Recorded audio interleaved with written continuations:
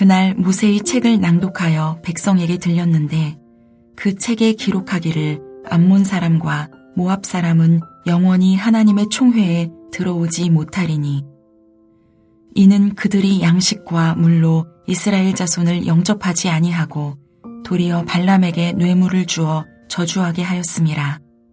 그러나 우리 하나님이 그 저주를 돌이켜 복이 되게 하셨다 하였는지라. 백성이 이 율법을 듣고 곧 섞인 무리를 이스라엘 가운데서 모두 분리하였느니라. 이전에 우리 하나님의 전에 방을 맡은 제사장 엘리야십이 도비야와 연락이 있었으므로 도비야를 위하여 한 큰 방을 만들었으니 그 방은 원래 소재물과 유향과 그릇과 또 레위 사람들과 노래하는 자들과 문지기들에게 11조로 주는 곡물과 새 포도주와 기름과 또 제사장들에게 주는 거제물을 두는 곳이라. 그때에는 내가 예루살렘에 있지 아니하였느니라. 바벨론 왕 아닥사스다 32년에 내가 왕에게 나아갔다가 며칠 후에 왕에게 말미를 청하고 예루살렘에 이르러서야 엘리야십이 도비야를 위하여 하나님의 전 뜰에 방을 만든 악한 일을 안지라. 내가 심히 근심하여 도비야의 세간을 그 방 밖으로 다 내어 던지고 명령하여 그 방을 정결하게 하고 하나님의 전에 그릇과 소재물과 유향을 다시 그리로 들여놓았느니라. 내가 또 알아본즉 레위 사람들이 받을 몫을 주지 아니하였으므로 그 직무를 행하는 레위 사람들과 노래하는 자들이 각각 자기 밭으로 도망하였기로 내가 모든 민장들을 꾸짖어 이르기를 하나님의 전이 어찌하여 버린 바 되었느냐 하고 곧 레위 사람을 불러 모아 다시 제자리에 세웠더니 이에 온 유다가 곡식과 새 포도주와 기름의 11조를 가져다가 곳간에 드림으로 내가 제사장 셀레미야와 서기관 사독과 레위 사람 부다야를 창고지기로 삼고 마따냐의 손자 삭굴의 아들 하난을 버금으로 삼았나니 이는 그들이 충직한 자로 인정됨이라. 그 직분은 형제들에게 분배하는 일이었느니라. 내 하나님이여 이 일로 말미암아 나를 기억하옵소서. 내 하나님의 전과 그 모든 직무를 위하여 내가 행한 선한 일을 도말하지 마옵소서. 오늘 본문 1절을 보면 그날 모세의 책을 낭독하여 백성에게 들렸는데 라는 말로 시작합니다. 대부분 그 날로 번역하였기에 이 날이 마치 12장에 있었던 성전 봉헌식대로 여겨집니다. 그러나 그 날이 언제쯤인지는 6절과 7절에 대략 나와 있습니다. 이 날은 느헤미야가 12년 동안 유다 총독으로 다스리다가 아닥사스다 왕 32년에 왕을 만나기 위해 페르시아로 갔다가 돌아온 후 어느 날입니다. 에스라 7장에서 에스라는 2차로 귀환하는 무리를 이끌고 페르시아에서 유다로 오는데 5개월 정도 걸렸다고 말합니다. 느헤미야 역시 페르시아 왕을 보기 위해 페르시아를 방문하고 돌아왔다고 한다면 최소 1년 정도 예루살렘을 떠나 있었을 때입니다. 그러므로 1절에서 그 날은 예루살렘을 떠나 최소 1년 뒤에 있다가 다시 페르시아 왕을 만나고 돌아온 뒤에 있었던 어느 날로서 정확하게는 모세의 책을 낭독하여 백성에게 들려주었던 그 날이라는 의미입니다. 그런데 다시 예루살렘으로 돌아온 느헤미야가 백성들에게 율법을 낭독하는 이유가 무엇입니까? 그 이유는 대제사장 엘리야십이 원수였던 암몬 사람 도비야를 위하여 성전 안에 큰 방을 내주었기 때문입니다. 성전에 있는 방들은 원래 제사장과 레위 사람을 위한 소재물, 유황, 그릇, 11조 곡물, 포도주와 기름, 거제물을 보관하는 장소입니다. 느헤미야가 다시 돌아와서 이 사실을 알고는 심히 근심하여 도비야의 세간을 내던지고 방을 정결케 하여 본래의 방으로 다시 회복합니다. 도비야는 암몬 사람으로서 성벽 재건을 할 때부터 조롱하였으며 사마리아 총독이었던 산발락과 아라비아 지도자인 게셈과 연합하여 느헤미야에게 협박과 공갈, 음모를 꾸민 자입니다. 그는 유다의 귀족들과도 매우 친하였으며 도비아의 아들을 통해 유다 귀족들과 혼인관계를 맺었던 자입니다. 이런 도비아에 대하여 느헤미야는 암몬 사람과 모압 사람은 영원히 하나님의 총회에 들어오지 못하리니 라는 율법의 말씀을 읽어줌으로써 유다 백성들이 이방인들과 단절할 것을 요구한 것입니다. 그리고 다시 돌아온 느헤미야는 두 번째 다른 문제를 보게 됩니다. 그것은 레위 사람과 노래하는 자들이 자신의 몫을 받지 못함으로 생계 때문에 각각 자기 밭으로 도망갔다는 것이었습니다. 백성들이 11조와 예물을 제대로 드리지 않자 성전 봉사자들이 생계를 위해 사역을 그만둘 수밖에 없었던 것입니다. 그 결과 성전에서 봉사와 예배가 중단 또는 제대로 드려지지 못하고 있는 상황이 되었습니다. 이에 느헤미야는 민장들, 즉 관리들을 꾸짖고 레위 사람들을 다시 불러 모아 세웠습니다. 그리고 유다 백성들로 하여금 곡식과 새 포도주와 기름의 11조를 가져다가 곡간에 드리도록 합니다. 또 곡간을 제대로 관리하도록 사람을 배치하였습니다. 성전 봉사자들이 사역에 온전히 집중할 수 있도록 신속히 조치를 한 것입니다. 느헤미야가 총독으로 다스리고 있을 때에 율법을 들은 유다 백성들은 회개하면서 언약을 갱신하였고 하나님의 율법에 따라 우리 주 여호와의 모든 계명과 규례와 율례를 지켜 행할 것을 맹세하였습니다. 그래서 앞으로 이방인과 결혼하지 않고 성전세와 안식일과 안식년, 절기를 지키며 첫 소산물과 11조를 제사장과 레위 사람들에게 바치겠다고 고백하였습니다.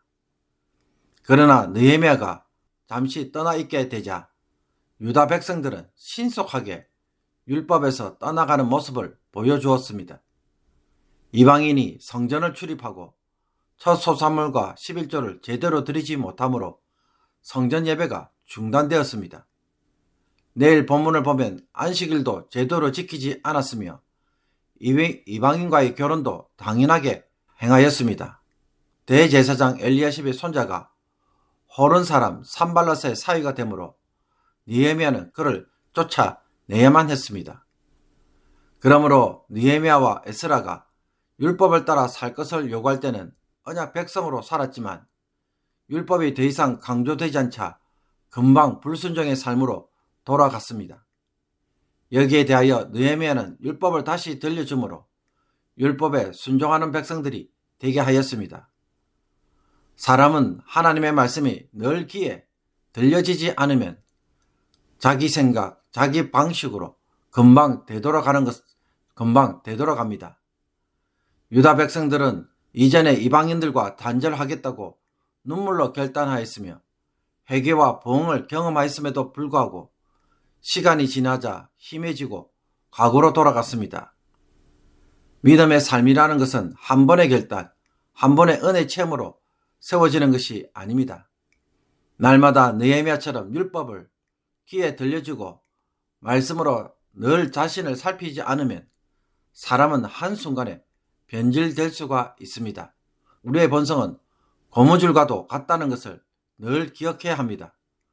그래서 은혜를 받아 힘껏 당기면 쉽게 당겨집니다. 그러나 당기면 당길수록 원래대로 돌아가는 힘도 강해진다는 사실을 주목해야 됩니다. 어처구니 없이 쉽게 옛 본성대로 돌아갈 수 있는 것입니다. 그러므로 다시 돌아가지 않기 위해서는 말씀으로 꼭 붙잡는 일이 우리에게는 너무나도 중요합니다. 말씀에 대하여 우리는 얼마나 성실한지 오늘 되돌아볼 수 있기를 원합니다. 그리고 페르시아를 방문하고 다시 유다로 돌아온 느헤미야는 13장에서 보듯 백성들로 하여금 어떻게 해서든지 율법을 따라 살아가도록 애쓰는 반면 대제사장 엘리야십은 상당한 권력을 가진 이방 사람인 도비아에게 특혜를 주고 산발락과는 혼인관계를 맺어서 당시의 기득권 세력과 결탁하여 이익을 추구하는 모습을 보여줍니다. 느헤미야는 율법에 순종함으로 백성들을 언약 백성들로 세우려고 하였지만 대제사장 엘리야십은 자기의 이익을 위해서 이방인과 쉽게 손을 잡고 허용함으로 그 땅에서 살아남는 일에만 몰두하고 있습니다. 그렇기에 백성들도 성전 예배에 깊은 관심을 가지지 않았고 그 결과 11조와 예물을 드리는 일에 소홀히 하므로 레위 사람들이 생계 때문에 성전 봉사를 중단할 수밖에 없는 상황을 만들었습니다. 사랑하는 성도 여러분, 우리 역시 세상에서 살아가는 삶을 이해관계에 따라 판단하고 세상과 타협하는 것을 쉽게 행한다면 대제사장 엘리야십처럼 살아갈 수밖에 없습니다. 그렇게 되면은 레위 사람들도 생계 때문에 어쩔 수 없이 성전을 떠나는 일을 쉽게 할 수밖에 없는 것입니다. 하나님이 책임져 주신다는 것에 대하여 확신을 가지지 못한 것입니다. 그러나 느헤미야는 누구의 탓으로 하지도 않고 당시의 관행과 백성들의 무관심, 불합리한 구조 탓으로 돌리지 않았습니다. 그것보다는 철저하게 율법으로 돌아가서 순종하는 삶을 우선순위에 두고 실행합니다. 그 결과 백성들은 다시 11조를 드리고 레위 사람들이 돌아오고 성전 예배가 회복되는 것을 볼 수가 있습니다. 먹고 살기 위해서는 어쩔 수 없이 타협할 수밖에 없다는 것이 아니라 말씀대로 순종하면 하나님께서 길을 열어주신다는 사실에 나는 얼마나 견고하게 서 있습니까? 우리는 이 세상에서 하나님의 공급하심으로 살아가는 자들이고 그것을 세상에서 배워가며 증거하는 자들입니다. 벼랑 끝에서도 타협하지 않고 굳게 서므로 벼랑 끝에서 하나님의 은혜를 반드시 체험할 수 있는 성도가 되기를 원합니다. 그래서 앞으로 어떤 상황에서도 흔들리지 않고 광야로 나가도 두려워하지 않는 성도가 되기를 주님의 이름으로 축복합니다. 기도드리겠습니다. 하나님, 하나님의 말씀이 날마다 귀에서 떠나지 않도록 살아가기를 원합니다. 매일 말씀을 묵상하는 삶이 평생의 습관이 되도록 도와주옵소서. 말씀을 통해 매일 격려하여 주시며 힘을 주셔서 언약 백성으로 사는 것을 인생의 목표로 삼는 주의 백성이 되게 하여 주옵소서. 대제사장 엘리야십처럼 이익 때문에 판단하고 행동함으로 하나님의 성전을 더럽히는 자들이 아니라 돈과 권세를 섬기는 그리스도인이 아니라 느헤미야처럼 하나님을 중심으로 삼고 율법대로 살아감으로 하나님의 도우심과 공급하심으로 세상을 살아가는 법을 배워가게 하여 주옵소서. 그래서 어떤 제약도 타협하지 않는 용기 있는 성도가 되게 하여 주시며 세상을 두려워하지 않고 담대하며 평안하게 살아가는 성도가 되게 하여 주옵소서. 하나님의 보호하심을 확신하며 살아가기를 원합니다. 기도 중에 하나님의 위로의 음성을 듣게 하시며 광야에서 길을 여시는 은혜가 오늘 기도하는 주의 백성들에게 말씀대로 순종하는 주의 백성들에게 허락하여 주셔서 하나님 때문에 기뻐하는 복된 날이 되게 하여 주옵소서. 예수 그리스도의 이름으로 기도하옵나이다. 아멘.